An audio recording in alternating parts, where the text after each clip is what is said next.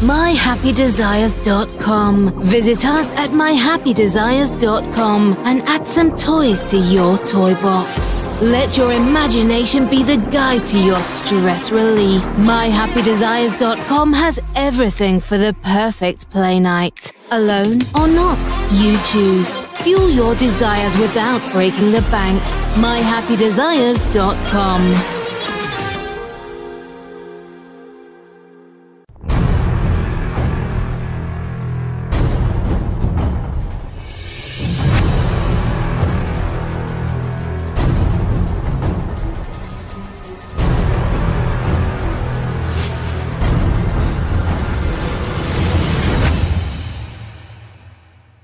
I got a short topic for you, unless you got something. Right.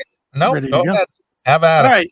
So, I get this press release this week about this band, and they literally, and you're going to love this because this just screams for us to hit it.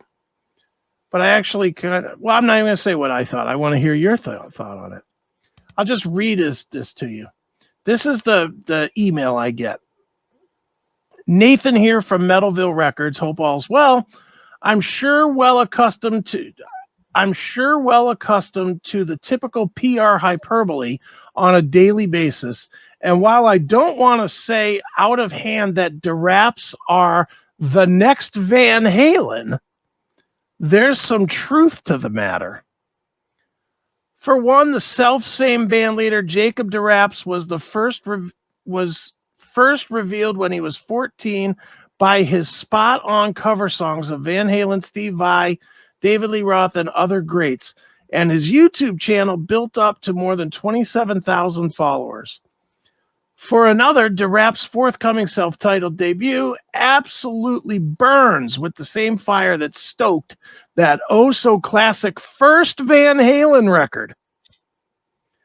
I'm going to stop reading there just so that you can, because the rest of it is all you can email or whatever. But this guy is openly putting himself in the next Van Halen and his music in with Van Halen 1. So if somebody saw him on the street and said, "Hey, Van Halen," would he cause a racism? Would he call a brawl out on the street? Yeah, racism. Would it be a bench clearing brawl if somebody said, "Hey, what's up, Van Halen Jr.?" Yeah, that'd be racist. That'd be racism. I never even heard of this person. And this is just an individual artist, or this is a band? I think it's just the guy. Well, it's a band. The main guy is Jason Deraps, who is the. So does he play and sing? So he plays like Eddie Van Halen and sings like David Lee Roth? Allegedly. Is there any examples out there? Oh yes, I have it for you. I gotta hear this. I figure if you can claim that, then we must hear it, right? Of course. We must judge for ourselves. Something with the greatness, comparative greatness to the first Van Halen record. That's right. Well, the song I'm going to give you is called Sex, Drugs, Rock and Roll. Very rockin'. Mm-hmm. So let's see if you think this is the next Van Halen. You ready? Okay. Right, here we go. Okay. Here we go.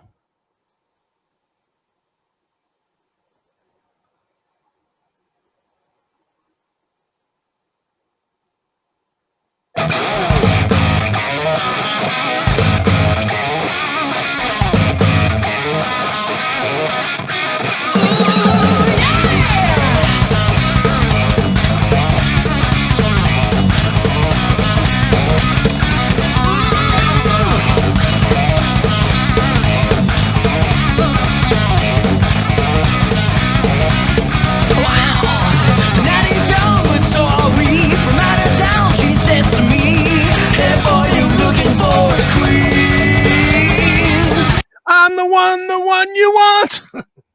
Somebody get me a doctor. Is that what that is? I think it's I'm the one. Yeah.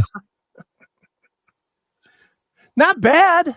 Well, no, they're good performers, but is it groundbreaking, or are they just regurgitating something that's already been done? No, my thing is, don't ever claim yourself to Van Halen. That's just one of those. That's like saying this guy's the next Dimebag or this guy's the next Dio. Or these guys are the next Zeppelin. Yeah, I mean, no. Just no. All they're doing is just copying what's already been done. Right. So whether it's Greta Van Fleet, which is the next Zeppelin, no, they just sound like Zeppelin. That's all. They're not breaking ground here. Right. They're for lack of a better term, they're paying tribute. Mm-hmm. And this band here is as good as they sound. They're paying tribute. They sound like they're a Van Halen tribute band. Yeah, with an original tune. It's just kind of they listened to a bunch of Van Halen and wrote songs to sound like it. Yeah. All right, you want some more of this? Yeah, go ahead. All right, here we go. Set me up to claim your crown. I'm up, so don't back down. And I'll be sinking in my teeth. Small town, she gets around, but he's down, fool around. She'll bring you to your knees to do what she please. Face down in her back gown, lights out, you're blacked out. Show any Victorian slave, baby. I got the rhythm, she's got my melody. I got a tunnel vision, got just what I need. People say I waste my time, bets are on, I'm running blind. In this world of sex, drugs, and rock and roll. Thoughts? It's paying tribute. It's cool. I mean, it's good. I mean, I wouldn't not listen to them, but they're paying tribute. That's it. Yeah. There you have it. I was just curious if you thought like, I mean, I even told the publicist, I was like, dude, my answer back was, I saw the Van Halen talk and decided to listen with the sole intent of smashing it on the CMS.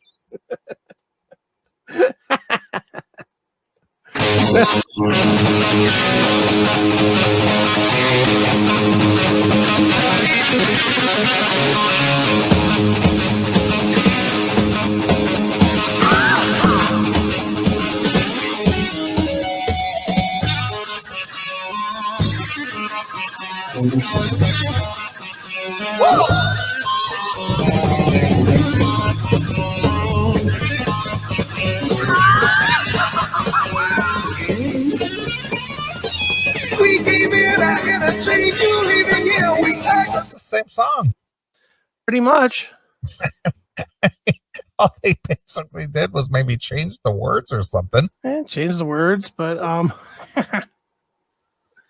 yeah, I mean, I again don't hate it, but it's just like, Well, you're not an innovator. No, not at all. That's the whole thing. Van Halen was an innovator. Right. These guys playing Van Halen style music does not make them an innovator. They're just copying a style that's already in existence. Yeah. I think my biggest problem with this was I think the wording is too big for what they are. I agree. It's just like in now if they said in the style of Van Halen, yeah, instead of saying they're the next Van Halen, it's like, no, you're not the next Van Halen. You're paying tribute by playing Van Halen-esque type music. Right. That's it. Yeah. Want to hear a different song just to get a full flavor of these guys? Please. All right, let's pull that one up. This one is called Live Fast, Die Slow. All right, here we go.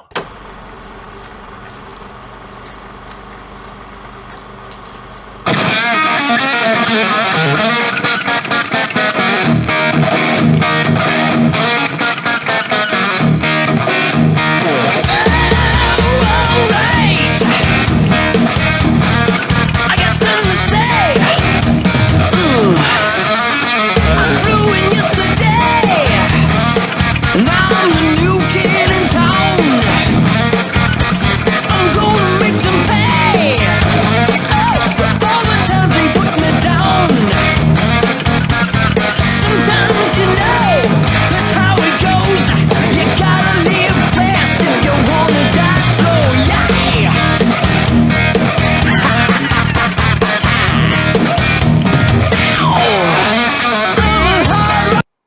Don't hate it. They're just carrying on the spirit of a Van Halen style band. That's it. Mm-hmm. Yeah, I mean, it is what it is. I think it's actually entertaining, but it's like good. It's like, dude, don't compare yourself into a place that just makes me want to hate you. Exactly. And that's really, I mean, honestly, that was my honest first gut reaction was, okay. I even told the publicist, I said, I listened to this with the sole intention of bringing it here to the CMS and absolutely fucking destroying it. Mm-hmm. Because you just don't say stupid shit like that. Just don't say, yeah, we're the next Black Sabbath. No, you're not. I don't care how good you are. You're not. You're not the next Van Halen. If you created something that was different than what's out there, you know, you're your own innovator. But to say, well, we're the next this or the next that. Yeah. No, you're just copying a style that was already laid down before you were even born. Yeah, you're not even the next Faster Pussycat, so stop it. You're the first Deraps. That's what you are. Yeah, that's it. And that's fine. There's nothing wrong with that. But you're definitely not the next Van Halen. That's a stupid thing to say. Yeah. Well, I'm going to use a band that I really like a lot, and I still like them today, and somebody that's been on the show and we've actually hung out with them in person. Okay. Is Jackal. Oh yeah. Jackal wasn't mimicking anyone. No. They are Jackal. You know? Yeah. I mean, they did rock and roll, and Jesse James Dupree, obviously a very charismatic front man, and you know, had his style. I mean, obviously they had the rock and roll style and had a little bit of AC/DC influence there. They had a little bit of other things, but they weren't saying, well, we're the next whatever. Yeah. It's just, they just established themselves with their own sound. Southern rock meets AC/DC, if you will. Meets a chainsaw. Something, you know. Yeah. And now they're Jackal. Yeah. But is Jesse James the next Jack Daniels? No. No, not with that shit, that turpentine he was peddling. Not with that rot gut whiskey. Ugh. Yeah, whatever. But that's the whole thing. It's, again, the whole Greta Van Fleet thing. Yep. Oh, well, it's the return of Zeppelin, man. It's like, no, you sound like Zeppelin. Yeah. But you're not the next Zeppelin. Yeah, no, you're not at all. I mean, you're copying the style and you're paying tribute to the style, but are you doing anything original? No, you're writing songs in the style of Led Zeppelin. That's all you're doing. Yep, that's it. So, all right, play a little more of this, and then we'll dump out of this, and we'll do one more story. How's that sound? Okay, that's fine. Right, fine. Get a little more of this. Ooh, we got no time for clowns. I didn't come here to settle. No, I'm here to steal a crown. That's right, baby, that's what I came here for. Sometimes you know that's just how it goes. You gotta live fast if you wanna die slow. Now say, live fast. Everybody, die. Oh yeah.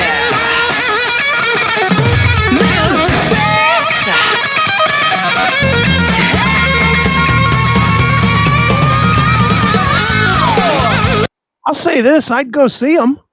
Well, I give credit to them that they're kind of reviving a style that hasn't been in style in 2 decades. Yeah. You know, they're tapping into the, you know, what do you want to call classic metal, classic rock style. Yeah. They look fun. That a lot of people like. I mean, what's that band out of Sweden that they've been around for, Crazy Licks? Oh yeah, Crazy Licks, sure. I mean, they've been doing this for, 15 years. Yeah. Oh yeah.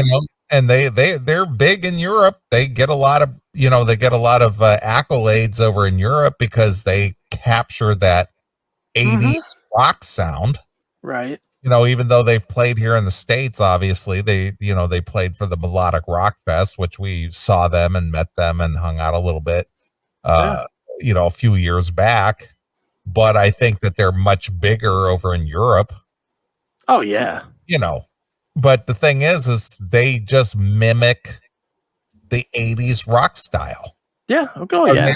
Are they original? No, but they just carry on that style. Yeah.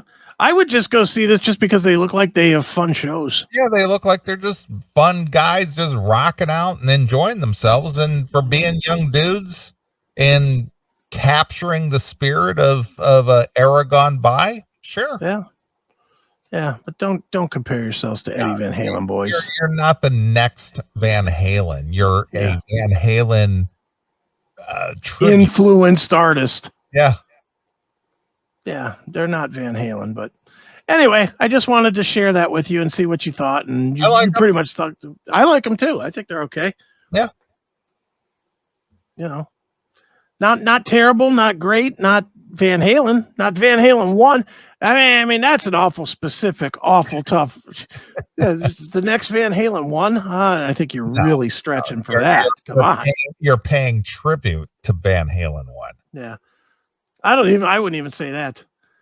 You hear this song? They are with that first song that you played. Yeah, but that's an old song. This is the new one. The first one I played was 2 years old. This one is brand new from the album that they said is comparative to Van Halen 1. No. It's not innovative. It's just heard it before. Yep. Been there, done that. Yeah. Like it, but I've heard it and I mean it's cool. I'm certainly not saying it's bad. It's just not Van Halen 1. Nope. Just stop. All right. Enough of these guys. What do you got? All right. Paul McCartney, since we're talking about classic rock and stuff. Sure. How old is Paul McCartney? Do you know? I know the answer. I'm just asking you if you just could guess. 75? A little older. Is he 80? 79. Okay. Yep. Sir Paul McCartney has topped the list of Britain and Ireland's richest musicians. Gee, that's a shock. The 79-year-old Here Comes the Sun singer has a personal wealth and fortune of $865 million. See, doesn't that sound, well, he does have divorces, so. Yeah, that's the whole, well, at least one divorce. 1.5. Or half. Or half a divorce. Heather Mills. Yeah, Heather Mills. That one-legged bitch. Gave up 25%. That had to be true love for Sir Paul McCartney. Yeah. Who documented at least was, totally into Linda. Oh yeah. Mm-hmm. And sure. I was just talking about, the whole Paul McCartney, Linda Eastman. Yeah. And, if people who know a little bit about history and stuff, that Linda McCartney, she was part of the Eastman Kodak family. Okay. You knew that, right? I did not. Oh, Eastman. She's part of the whole Eastman Kodak thing. Okay. So she wasn't like some waitress he picked up at a bar. Yeah. She was kind of a prominent person herself. Okay, and that's the first wife. Yeah, Linda. That's the one that they have that they have all the audio of her, like secret audio that they didn't put out where she was terrible. Yeah, like singing. Yeah. She wedged herself in. Well, she wedged herself in. She could play tambourine. Yeah, but they had like, I have you ever heard those the tracks of her singing like Beatles songs? They're awful. Well, of course, but see, the thing is when Paul got involved with Linda and he went off and did his whole, Paul McCartney and Wings. Right. She was part of the band. And so he tried to incorporate her into the whole thing that he was doing. Right. And she wasn't a musician, you know? her whole thing was the whole camera thing. If you ever saw any old footage and stuff, she was always taking pictures all the time. Right, sure. And again, that just kind of falls in line with the whole Kodak Eastman type thing that she from her family legacy. Right, sure. And then she passed away from, I think it was breast cancer she had or something. Mm-hmm. And then he married that one-legged bitch, that Heather Mills. It's like, I guess he had to really be in love to marry a one-legged woman. You can literally have any broad you want. Yeah, and you married a one-legged chick. And you picked a gimp. How does that happen? And then she walked away with, I think she got away with like 65 million or some shit. Walked or limped? Can you look that up real quick? What did Heather Mills get? I think she got like 65 million or some shit like that. It was like some obscene amount. Settlement. Heather Mills divorce. 48.6 million. All right, so it wasn't quite that high. 48 million. Jesus, what a greedy cunt, though. Mills had sought 250 million. Get the fuck out of here. What did she do? How many of those Let It Be songs did she write? She didn't even give him 2 legs to pin back by her head. The fuck out of here. 250 million. Should have given her $250 and a crutch, bitch. Get the fuck out of here with that. 250. How long were they married? It was like 10 years, I think. It was. Oh, for God's sakes. I don't think it was a whole lot. I think it was like 10 years, maybe. Was she even with him, like, at the tail end of his hits, like Say, or any of that shit? No, hell no. I mean, I don't remember when she was with him, but... It was in the 90s. So she was with him when he wasn't making any money, but she still thought she was worth $250 million? Mm-hmm. My God. That is a really, really self-righteous impression of how good your fucking pussy is. Holy smokes. Yeah, Linda McCartney passed away in 1998. Okay.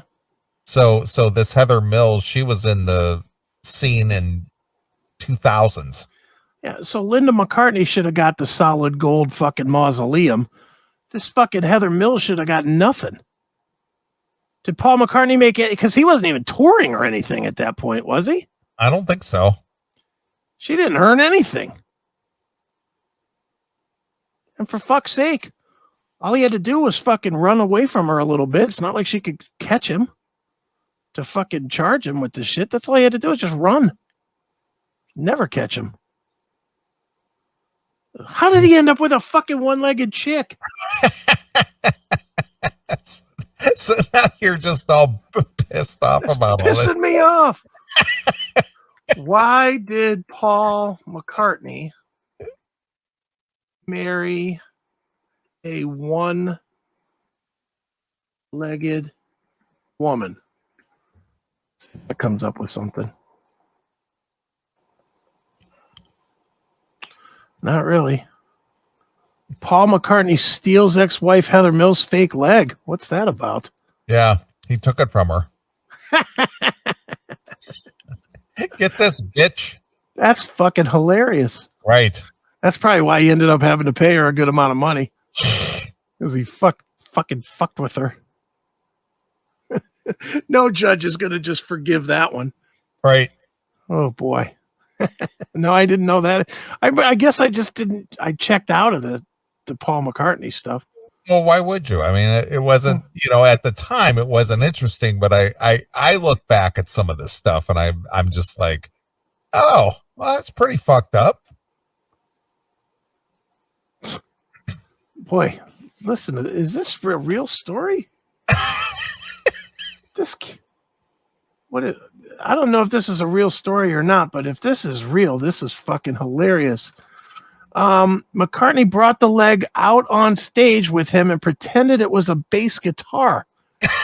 He plucked it, strummed it, and danced with it all night as he ridiculed Heather and changed the lyrics of the songs to mock her.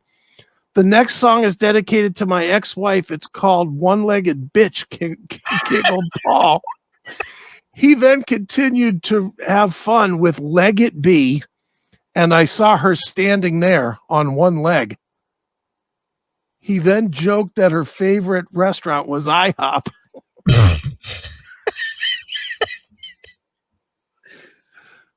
I don't know if that's true or not. I'm assuming it's not, but God damn it, that's pretty good. That's really funny. All right, I'm going to think that that's not true. Right. I don't think Sir Paul would do that. Maybe he would. I don't know. He seems pretty regal. He always has. I can't see him out on stage. I think if he had actually gotten out on stage and was fucking air guitaring a fucking leg, that picture would have never stopped haunting him. All right. Yeah. Well, there you go. Yeah, well, what about Paul? What's he doing here? He's worth a shit ton of money, of course. Okay, yeah. The 79-year-old Here Comes the Sun singer has a personal fortune worth $865 million, which is up from $45 million from last year, thanks to his COVID-delayed Got Back tour, the Beatles Get Back documentary. Okay. As ranked by the Sunday Times Music Rich List, Irish rockers U2 takes second place with an overall worth of $625 million. Now, see, the thing is 625 million is the band worth. Yeah. And he's worth, the 800 and what is it? Missed it. 875. 865. Can you imagine if you just wanted $50 million? You just said, yeah, I'm going to go work for 3 months and make 50 million bucks. Yeah. Can you imagine? Now the Andrew Lloyd Webber, the guy who did Jesus Christ Superstar. Uh-huh. He sits in third position with $495 million. Jesus. Dude, here's what I want to know. Who likes U2? Is like a big fan of U2. Do you know, like I like some songs. I ain't gonna lie. I like some songs. I'm sure most people have a couple songs they are okay with. But who are like their hardcore? I've never met a hardcore U2 fan. I haven't ever. either. I saw them 10 years ago. Mm-hmm. The big old spider stage. Yeah. Yeah, I saw that. I saw that at Soldier Field here in Chicago. Okay. But am I a huge fan? No, I think I own Joshua Tree. Yeah. And that's it. Yeah, I have that. I have the Unforgettable Fire, and I have the one with Mysterious Ways on it. Octoon Baby or something like that. Octoon Baby. Yeah. I like those, and I like them, but I'll be honest.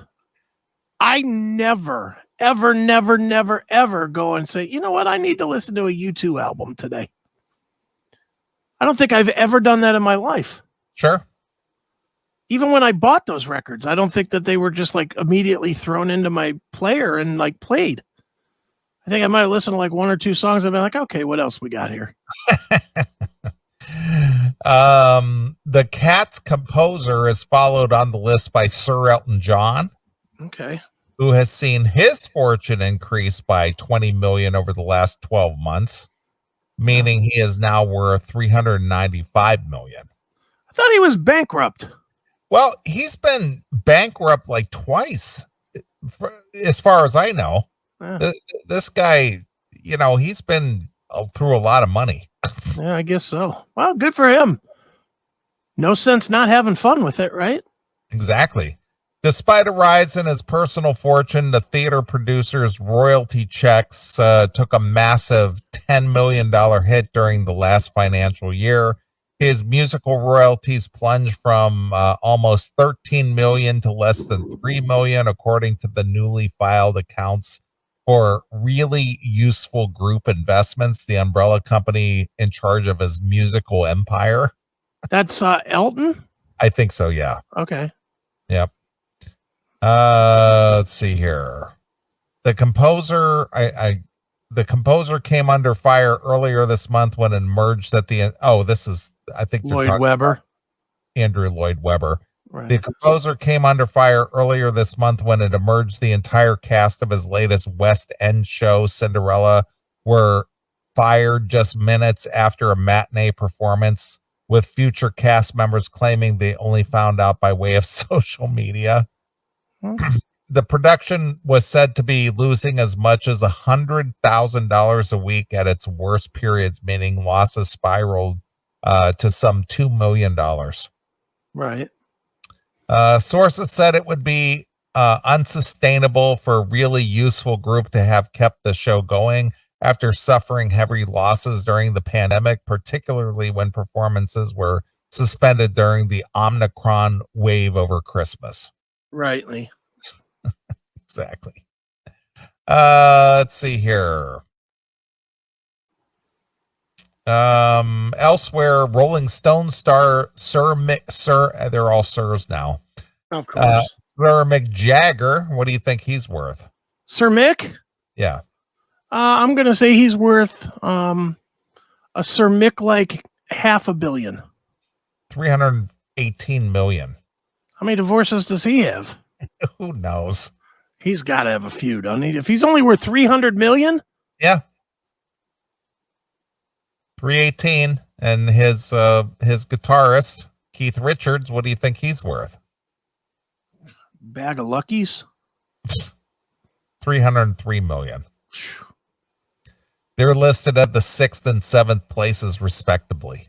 But you know what? I guess that makes sense because those two guys, you add them up, is 600 million. That's right in the fucking same category as like McCartney. Exactly. Yeah.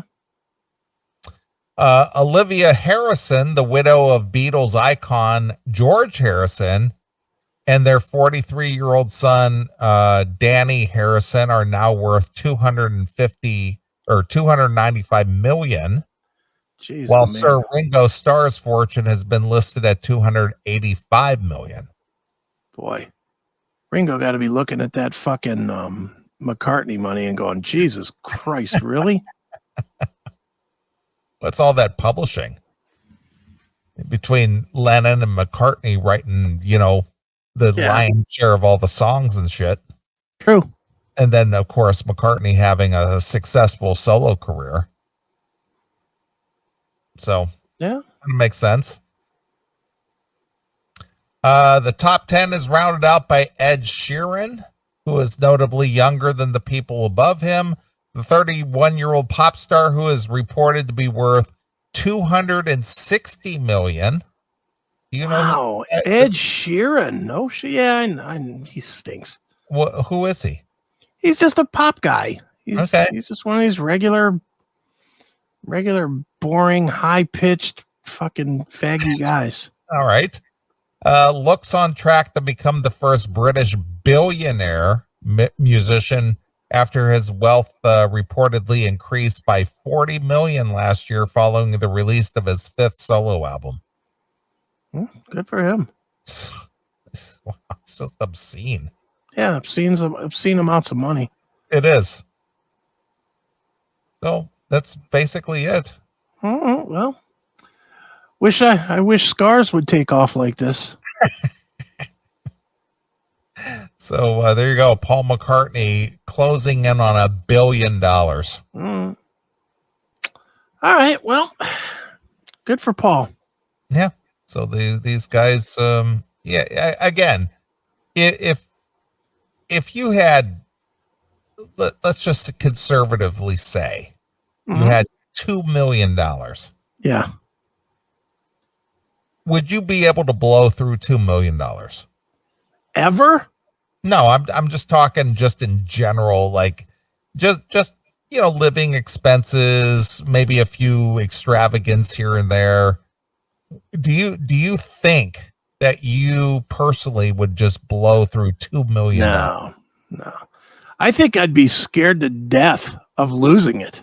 Right. Now, if I had $800 million, yeah, I could start living Michael Jackson style and buying up fucking. But you wouldn't own amusement parks in your backyard with Ferris wheels and I don't know if I had that kind of money, I might, because I might just be so bored because you couldn't do anything that without being noticed, that I might do all kinds of crazy shit if I had that kind of money.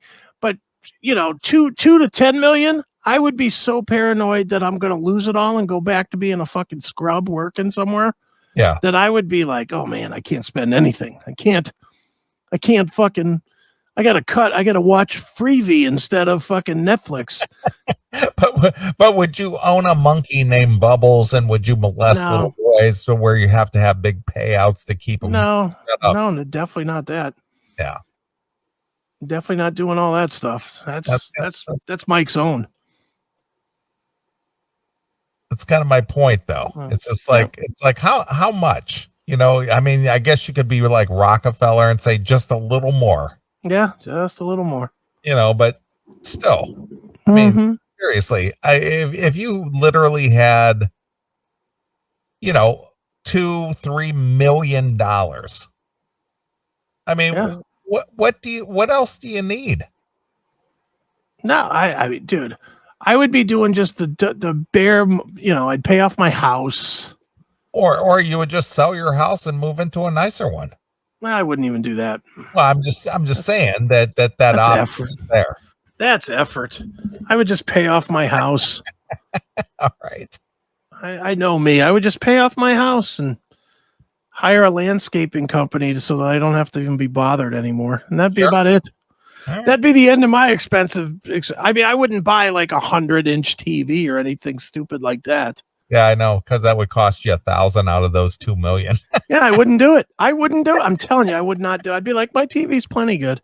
All right. That would be Fair me. Enough. Fair enough. I'd buy all kinds of Patriot food supply just in case. Yeah, there you are. All right. All right. Well, it's been a good show tonight. Quick. 4 segments and out. Yep. 4 segments, all of them right about an hour. Perfect. All right. Well, we appreciate everybody who's tuned in and, listens to our nonsense every week and checks out the video and the podcast and tunes into the CMS network and all that kind of fun shit. That's right. So I'm going to leave you tonight with some Children of Bodom. All right. Wow. Alec Finch, he wanted to dedicate its song to our Puddinhead president. Okay. This song is dedicated to our shithead in chief, Biden. Are You Dead Yet by Children of Bodom. Fair enough. So I'm going to close the show with that. All right. But anyway, we'll be back next Saturday. We'll do this thing all over again. So until next Saturday night, this is Neeley along with my very good friend, Chris Egan. We're gone. Bye, kids. See ya. Thanks for checking out this episode of The Classic Metal Show. Get all of our episodes uncensored at www.theclassicmetalshow.com. Join us weekly from 9 p.m. till 3 a.m. Eastern at www.cmsradio.net. Participate in the live chat room at www.chatandkill.com. Once again, thank you for checking out The Classic Metal Show with Neeley and Chris. Hail and kill, fuck you, pal, and hand job!